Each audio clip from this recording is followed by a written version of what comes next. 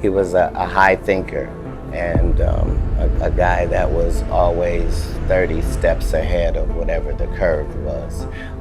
And you know, when you play 26, 28 instruments, it means that you are able to be multifaceted while also focusing on each thing like it's the only. I heard that you have a vault of hundreds of unreleased songs. Are you ever going to release them and let us hear? One day someone will release them. I don't know that I'll get to release them. If I was on medication right now, then one pill could have been swapped out and it would be Michael Jackson and Prince all over again.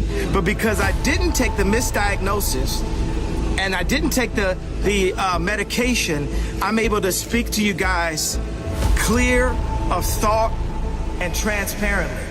Katt Williams recently shared some surprising behind-the-scenes insights about Prince that are challenging what many people thought they knew.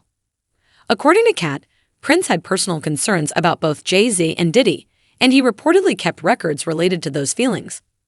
But before exploring that, it's important to understand the powerful connection between Prince and Katt Williams.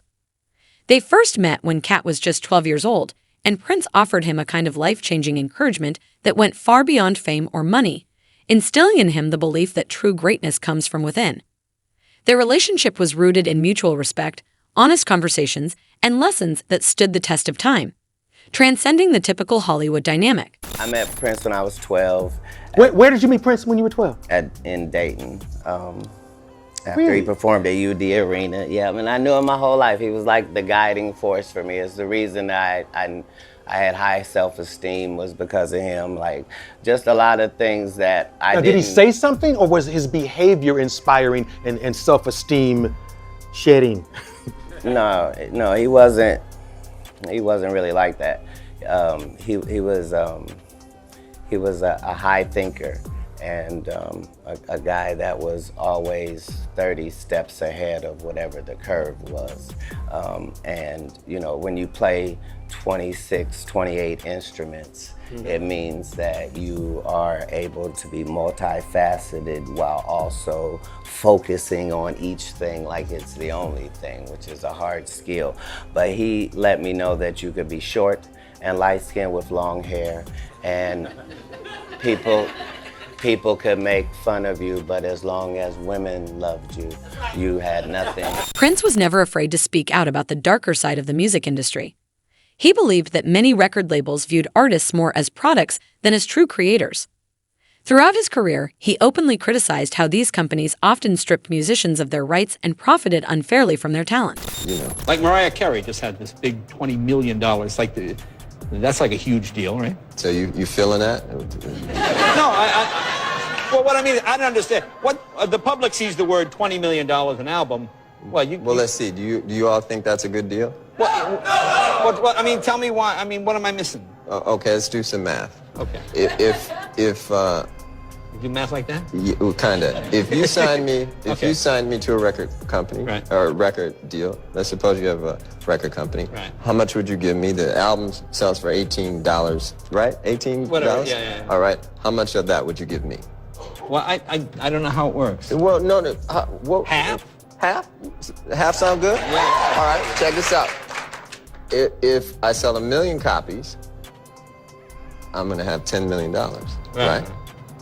Roughly $10 million. Right. If I sell 2 million copies, I got $20 million. Right. If I just sell 3 million copies, I got $30 million. Now who has the biggest record deal? Oh, I see. Yeah, right. Okay. Right? Right. So Mariah kind of got screwed. Prince signed with Warner Bros. At just 19, landing $1 million deal for 7 albums. While his debut didn't top the charts, the label recognized his raw genius and stayed the course. Soon, critical acclaim followed with albums like Dirty Mind in 1999, but it was Purple Rain that catapulted him into superstardom, topping the Billboard 200 for 6 consecutive months and providing the unforgettable soundtrack to his iconic film. However, by the early 90s, tensions escalated. Prince began demanding full creative control and ownership of his master recordings. The battle reached a boiling point when he famously changed his name to an unpronounceable symbol and appeared with the word slave written on his face, his protest against a contract he believed stifled his artistry. Prince became a bold advocate for artists' rights, urging musicians, especially newcomers, to protect their work and legacy. For him, making music wasn't just about creation, it was about ownership. Most people don't get famous with one name and then change it, right, would you say? What's the story of that, by the way? Well, I had searched deep within my heart and spirit, and I wanted to make a change and move to a new plateau in my life. And one of the ways in which I did that was to change my name. It sort of divorced me from the past and all the hang-ups that go along with it. I was, as it's been well chronicled, in deep dispute with my record label. And Which is Warner Brothers, right? Yeah. Which owns this network, I might add. Just oh, they do? yeah, well. We had some issues that were basically about ownership of the music and how often I was supposed to record and things like that. We got along otherwise. We just had came to head in those types of. So there was no clash over what you would record or what kind of music you were singing, etc. No, none of that. No creative issues whatsoever. And they were gracious enough to allow me a very wide palette to, put colors onto. But about the highest risk one would think someone who gets famous would take is to drop the name that got them famous. Well, that was one of the things that I dealt with, is that I really searched deep within to find out the answer to whether fame was most important to me or my spiritual well-being, and I chose the latter. Was it difficult to not be what you had become known as? You mean? I think, well, let's say the only other famous person I know who did this was Cassius Clay, who's a dear friend, and he changed his name to Muhammad Ali as heavyweight champion of the world. That was incredible to change your name. That was due to a faith belief. But he wasn't selling records. He was in the ring, and as long as he won, it sold. You, though, a person in show business, is almost dependent on recognition. You stopped being Prince. Well, that's a good point. I pretty much wanted to be dependent upon God. And when you get the inner calling to do something and you know that you're being inspired by God, then you pretty much know you better answer that call or suffer the consequences. Do you think this was God-inspired as well? I do believe, yes. Why then did you choose the artist formerly known as? Well, I didn't choose that. That was chosen. It chosen for you? Yeah, pretty much. What would you have chosen? I mean, did you think of a name? What is your name at birth? My name at birth was Prince Rogers Nelson. Yeah. So did you think of Nelson? No. Rogers? No. Were you thinking of a name? No, it didn't come to me like that. So how did the artist formerly known as come about? Well, that came up through people's problem with, mainly the media's problem with not having a pronunciation for the symbol.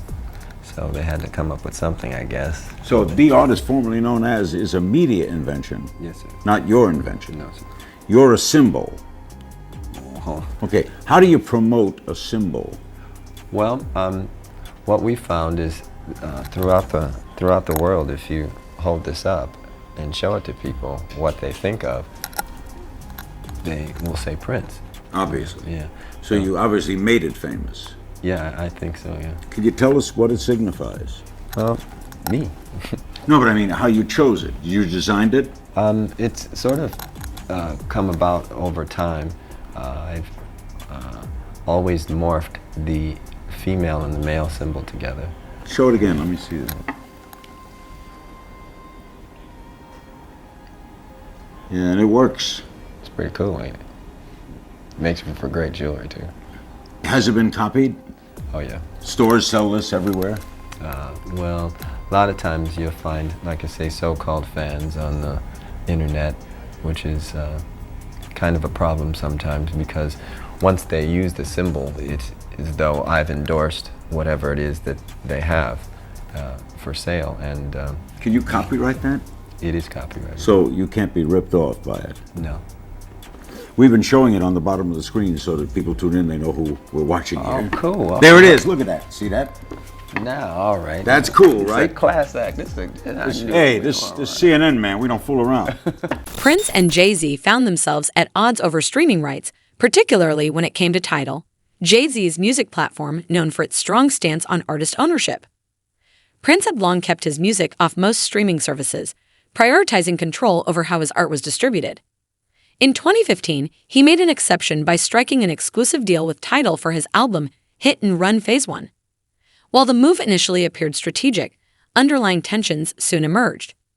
Prince remained highly cautious about how his work was managed and who ultimately held control, continuing his lifelong mission to protect his creative legacy. Had sworn off of streaming services, and he said, if you're not going to pay me what I'm worth, then I am going to take all my stuff down. And if you were a member of those streaming services back in the day, then you saw him throw some music up on one, see how it did, and if it didn't do well, he took it back down. It kind of was like, where can you find his music? Oh, there. Oh, wait, it's not there anymore. And it kind of became a thing where it was kind of hard to find places to stream his music. And a lot of that had to do with them not paying what he felt he was worth. And his music and his catalog, his videos, all that stuff. Like, if he's going to put a lot of work into it, he wants to make sure that he's going to get paid in the end. Because yes, Prince was an artist, but it is also about that money. Don't get it twisted. So anyway, there was a point where Prince actually made a public declaration that he was like, hey, Apple, taking my stuff down off of iTunes. Spotify, you're paying like a fraction of a cent for every like 1,000 listens or whatever. Nah, I'm not gonna play that.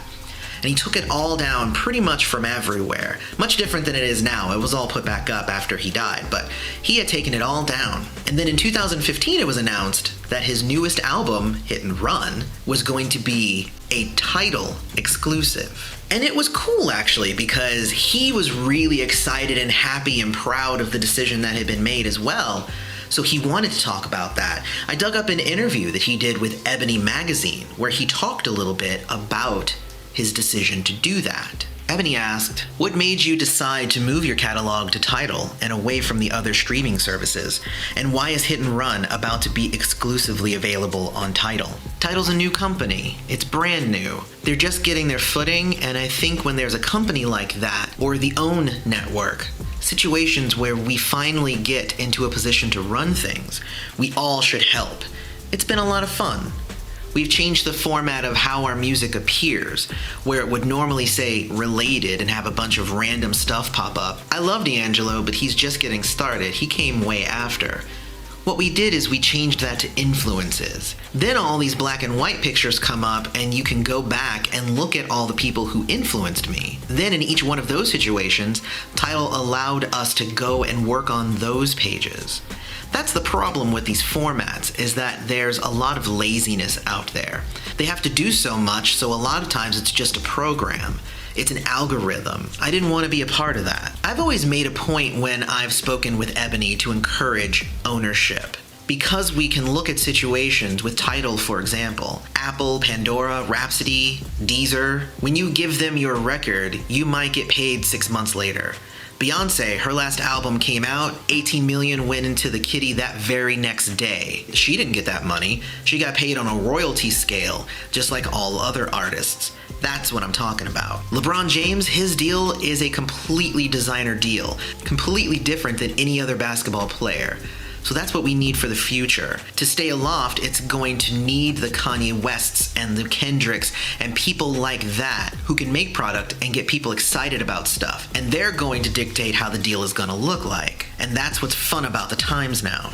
And that's the end of the interview. It seemed short, but that was pretty much it. Prince was speaking very frankly, to be quite honest. And I've seen interviews with Jay-Z where he said, me and Prince sat down, we had a discussion about what we thought the music industry should look like, and then at the end of it, he was signed to Tidal. Like, that's kind of how it went. But if you read between the lines there, Prince was saying that he wanted to partner with a black-owned company.